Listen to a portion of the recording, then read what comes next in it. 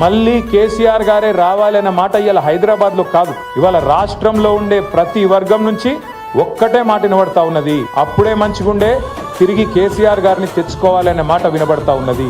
అందుకే నేను మిమ్మల్ని కోరేది ఒకటే, కేసీఆర్ గారు తిరిగి మళ్ళీ రాష్ట్రానికి నాయకత్వం వహించాలి అంటే ఆ జైత్ర యాత్ర మీ జూబ్లీ హిల్స్ నుంచే మొదలు కావాలని చెప్పి నేను కోరుతా ఉన్నా.